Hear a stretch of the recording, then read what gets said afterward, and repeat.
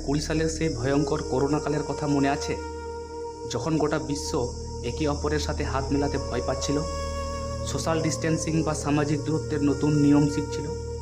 ঠিক সেই সময় বিশ্বজুড়ে এমন একটি প্রাচীন সংস্কৃতির চর্চা শুরু হয় যা হাজার বছর আগেই এই দূরত্ব এবং সুরক্ষার পাঠ শিখিয়েছিল।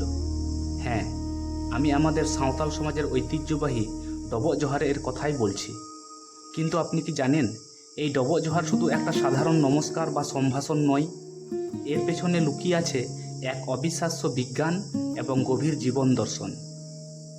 সাঁওতালি ভাষায় জোহার শব্দের অর্থ হলো সম্মান বা সম্ভাষণ জানানো, আর ডবো মানে মাথা নত করা।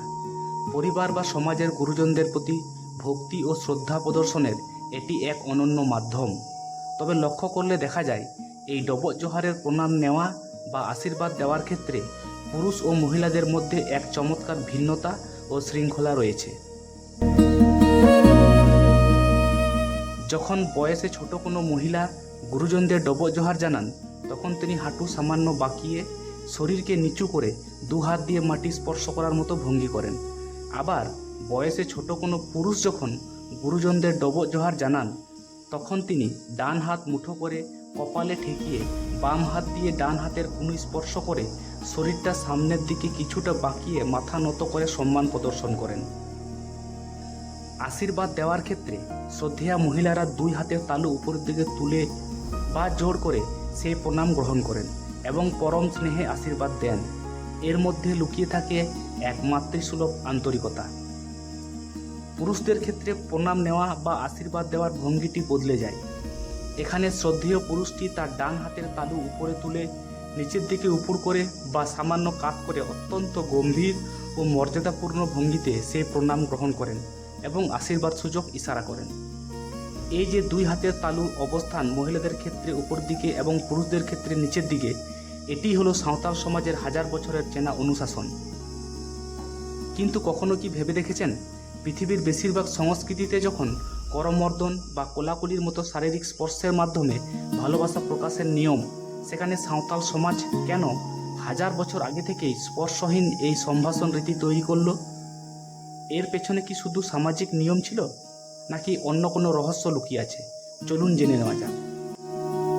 যখন করোনা মহামারী গোটা বিশ্বকে স্তব্ধ করে দিল, চিকিৎসকরা বললেন ভাইরাস থেকে বাঁচতে সেফ ডিস্টেন্স বা নিরাপদ দূরত্ব বজায় রাখুন, করমর্দন বা হ্যান্ডশেক বন্ধ করুন, ঠিক তখনই সমাজবিজ্ঞানীদের নজর কাড়ে সাঁওতালদের এই ডবো জোহার। আসলে সাঁওতাল সমাজ প্রকৃতিগতভাবেই অত্যন্ত পরিচ্ছন্ন ও দূরদর্শী। প্রাচীনকাল থেকেই তারা জানতেন মানবদেহের স্পর্শের মাধ্যমে রোগ ব্যাধি ছড়াতে পারে। তাই কোনো উৎসব, অনুষ্ঠান বা দৈনন্দিন সাক্ষাতে যখন একজন অন্যজনকে শ্রদ্ধা জানান, তখন তারা নির্দিষ্ট দূরত্ব বজায় রাখেন। করোনাকালে চিকিৎসকেরা যা আমাদের বাধ্য হয়ে শিখিয়েছেন, সাঁওতাল সমাজ তা যুগ যুগ ধরে তাদের সংস্কৃতিতে অংশ করে রেখেছে। শারীরিক দূরত্ব বজায় রেখেও যে মনের দিক থেকে কতটা কাছাকাছি আসা যায়, ডবো জোহার তার সবচেয়ে বড় প্রমাণ। আর এই কারণেই মহামারীর সময়ে এই সম্ভাষণ রীতিটি বিশ্বজুড়ে নতুন করে ভীষণ চর্চায় আসে। তবে এখানেই শেষ নয়। ডবো জোহারের আসল চমক লুকিয়ে আছে এর শারীরিক ভঙ্গি বা পোস্টারের মধ্যে। আপনি জানলে অবাক হবেন, আধুনিক যোগব্যায়াম এবং আকুপ্রেশারের সাথে এই জোহারের এক অদ্ভুত মিল রয়েছে। কি সেই মিল তা বলবো, তবে তার আগে সম্পর্কের আরেকটি অদ্ভুত রূপ আপনাদের দেখাই। এতক্ষণ আমরা জানলাম বয়সে ছোট ও বড়দের মধ্যেকার ডবো জোহারের কথা, কিন্তু সাঁওতাল সমাজের সম্পর্কের গভীরতা বোঝাতে আরও একটি অদ্ভুত সুন্দর রীতি রয়েছে, যাকে বলা হয় বালায়া জোহার। এটি মূলত দুই বেয়াই বা বেয়ানের পারস্পরিক সম্ভাষণের এক অনন্য দৃশ্য। বৈবাহিক সূত্রে দুটি পরিবারের সমমর্যাদার গুরুজনরা যখন একে অপরের মুখোমুখি হন, তখন তারা এই বিশেষ ভঙ্গিতে জোহার জানান। এখানে লক্ষণীয় বিষয় হলো, তারা সরাসরি একে অপরের চোখের দিকে পূর্ণ দৃষ্টিতে তাকান না, বরং এক হাত দিয়ে কপাল বা মাথার এক পাশ সামান্য আড়াল করে শরীরকে কিছুটা বাঁকিয়ে অত্যন্ত কৌতুকপূর্ণ অথচ গভীর শালীনতার সাথে এই জোহার বিনিময় করেন। এটি একই সাথে সম্পর্কের মধুরতা, সমাদর এবং এক অপরিসীম পারস্পরিক মর্যাদা ও লজ্জাশীলতার প্রতীক। সম্পর্কের ধরন অনুযায়ী সম্ভাষণের এমন নিখুঁত ও চমৎকার মনস্তাত্ত্বিক রূপ পৃথিবীর আর কোনো সংস্কৃতিতে খুঁজে পাওয়া সত্যিই বিরল। কিন্তু আপনারা কি জানেন, সাঁওতাল সমাজের এই যে স্পর্শহীন জোহার সংস্কৃতি তা শুধু করোনাকালেই আমাদের বাঁচায়নি, এর পিছনে এক গভীর আধ্যাত্মিক এবং সামাজিক রহস্য রয়েছে, যা জানলে এই সমাজের প্রতি আপনাদের সম্মান আরও বেড়ে যাবে। যখন আমরা দুই হাত জোড় করে বুক বরাবর আনি এবং মাথা নত করি, তখন আমাদের শরীরের সমস্ত অহংকার, রাগ এবং নেতিবাচক শক্তি দূর হয়ে যায়। এটি মনকে শান্ত করে এবং উল্টো দিকের মানুষের প্রতি আমাদের বিনয় প্রকাশ করে। সাঁওতাল দর্শনে বিশ্বাস করা হয় প্রতিটি মানুষের মধ্যেই মারাঙ্গুরু বা ঈশ্বরের অংশ রয়েছে।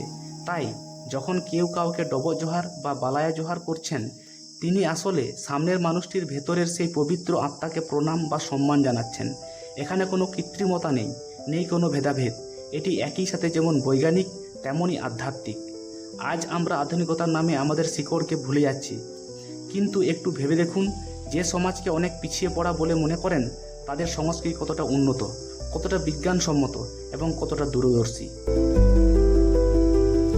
সাঁওতাল সমাজের এই জোহার সংস্কৃতি আমাদের শেখায় প্রকৃতিকে ভালোবাসতে, মানুষকে সম্মান করতে এবং বিপদেও শৃঙ্খলা বজায় রাখতে। আসুন এই সুন্দর ঐতিহ্যকে আমরা সম্মান জানাই এবং এর ভেতরের বিজ্ঞানকে সবার সামনে তুলে ধরি। আজকের এই ভিডিওটি আপনার কেমন লাগলো এবং করোনাকালে ডবল জোহারের এই প্রাসঙ্গিকতা নিয়ে আপনার মতামত কী তা অবশ্যই কমেন্ট করে জানান। ভিডিওটি ভালো লাগলে লাইক এবং শেয়ার করতে ভুলবেন না। আমাদের সংস্কৃতি ও সমাজের এমন আরও অজানা গল্প জানতে চ্যানেলটি সাবস্ক্রাইব করে রাখুন। সবাই ভালো থাকুন, সুস্থ থাকুন।